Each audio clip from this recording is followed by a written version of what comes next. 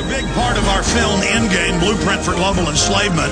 I think it's the most important film I've made, close to 3 hours long. And on the expanded extras, he reads from major university studies how they were openly saying that they were drugging and were going to drug the population by the year 2000 to make us a servile population. Now the Huffington Post, the New York Times, BBC are saying the Japanese, the U.S. government, and others, the national centers at the federal government. Let me just read you the quote here from the U.S. National Institutes of Health, are looking at vaccines that will, quote, change our brain chemistry with a live herpes virus. This is just one of hundreds of vaccines that do this, that, quote, cure drug use. Other vaccines do that by attacking the receptor sites. Those receptors, those drugs are mimicking normal endorphins. You're meant to get angry at corruption. You're meant to get outraged. You're meant to be stressed. You know, if your child's dying of cancer. They don't want you to be able to respond. And Ecoscience talks about drugging the water to sterilize you. Now, in just the last hour, a big report from Wired magazine, The Frontal Cortex by John Lear, who's a Rhodes Scholar, that's set up to create world government. He comes out and says, I'm a liar. And he says, well, yes, my earlier article, was quoted as saying it'll make you calmer and make society happier is what the scientist says with this one vaccine, one of many I mentioned. But I won't show you the video Alex created about this called Brain-Eating Vaccines. No, but most of the people in the comment section are attacking him and see through him. But this is so incredible. So incredible they've gone from denying that they're doing this to our water to now saying it's for our own good and they want to give us vaccines that do this. So I want to go to Michael Coffman, PhD. He is a published ecologist.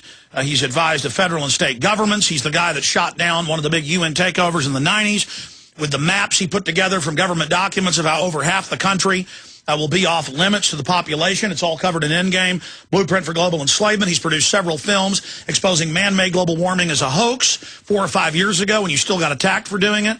And in the last 2 years, he's released a new one. They're all available at infowars.com. And his new book, Rescuing a Broken America, Why America is Deeply Divided. We'll talk about this too with him.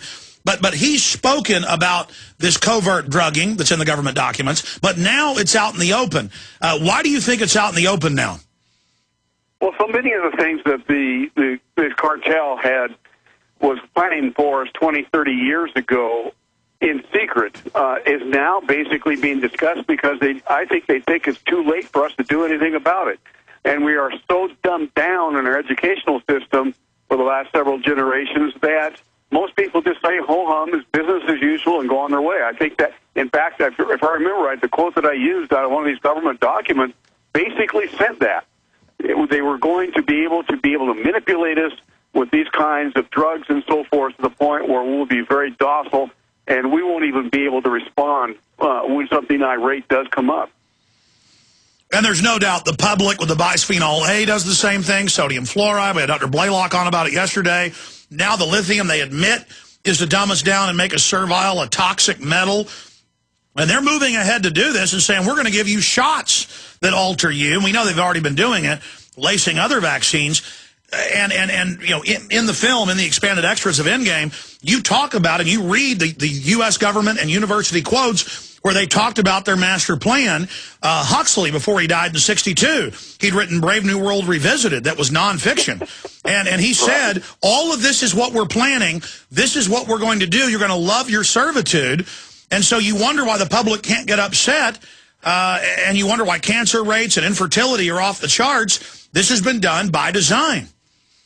I believe it has been, too. I think there's no doubt, based on some of the things that I discussed on Endgame and other things and other writings and so forth that I've done, that they have these techniques of being able to calm down society and basically take our free will. And, God gives us free will, but I guess, God doesn't know what he's doing, or the universe doesn't know what's going on. It's up to these control freaks. They are going to take our free will, and that's what this does. Yes, it does. In fact, some of that is in my new book, The Rescuing a Broken America. Well, we're going to get into the book, but, that's... Dr. Blaylock, of course, top brain surgeon, agreed with you, and he read the government's own quotes about brain damaging us yesterday, that they think they've won. because they see how they can get away with almost anything now. And imagine if Hitler or Stalin or Mao, I mean, they did have fluoride, but imagine if they would have had these more high-tech systems. I mean, it's literally the end of our species if we don't reverse this.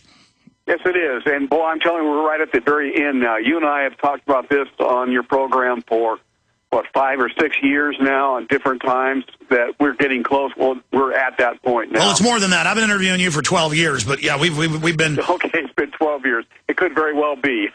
Just my memory is getting shorter and shorter. Oh, no, I mean, I've been on air 15 years, and let's talk about some of your successes, though, so people understand we can fight these people. Tell folks about how in the early 90s, mid-90s, you were able to get their documents on the Wilding Project and shoot down that UN treaty.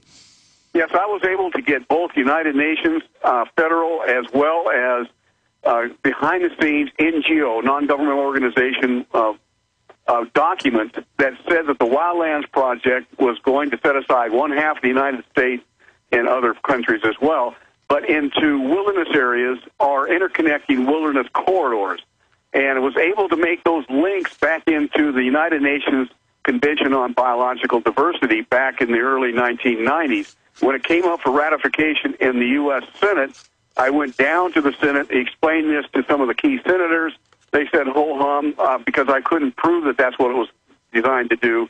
And in August, we sent out a fax alert, which was the technology of the day, shut it down, collapsed the U.S. Senate phone line system, and they brought it back up again in September, and we did it again, and it was still going to the floor for ratification, and I was able to submit a map that I had drawn over the previous 2 years to the U.S. Senate. They put it into a 4-by-6-foot poster, took it out on the Senate floor at 3 o'clock in the afternoon. The vote was for 4 o'clock, and it was stopped dead in its tracks. It's still there, but nothing's been done on it since. And I use that as an example, not to elevate myself, but to show you how God can intervene and how he can use individuals to be able to thwart this agenda. And I think we're at that point right now in this whole effort to basically take over and get the last vestiges of the constitutional protections away from you and I in this next election. If we don't stop it in this next election, or stop it, at least slow it down, it's going to be too late. Well, I want to go to another point. The Rockefellers over 100 years ago, they didn't like charity, so they invented the philanthropist, right. and this is mainline history. They invented the tax-free foundation, and they sold the public, oh, you're breaking up our trust in 1906. We're not going to have monopolies now. But then it comes out the Rockefellers still own the major oil companies. Now they're allowing the new super rich, like Michael Bloomberg and Barron Hilton and Bill Gates and others. And, in fact, we have that Times of London headline, super rich meet in secret, to talk about population control. Will you guys pull up that Times of London, super rich meet in secret, to talk about population control? And so they've met again for population control, and they're all pledging, 30 billionaires, to give large portions, in some cases more than half their wealth, to the Bill and Melinda Gates Foundation, and David Rockefeller's pledged more money. But then when you read it, the entire foundation is for nanotech vaccines, mosquitoes that deliver vaccines so you can't say no, sterilization, abortion. Here it is. More billionaires sign the Gates Buffett pledge. And we'll pop that back up on screen. Billionaire Club and bid to curb overpopulation. I mean, this isn't a game. I mean, they're moving against us. They believe the planet's theirs. They want us out of the way. Yes, they do. There is no question about that. I was unaware of what you just said, but it fits very nicely within their game plan. Well, we're about to go to break, but let's start getting into rescuing a broken America. We do sell it, by the way, at infowars.com, so you support Michael Coffman, PhD, and, of course, this operation. But, I mean, the book it really is like a laundry list. It's a great read. It's got solutions, but also documentation about the globalist, global warming fraud. It just covers it all. Briefly, give us a synopsis of the book.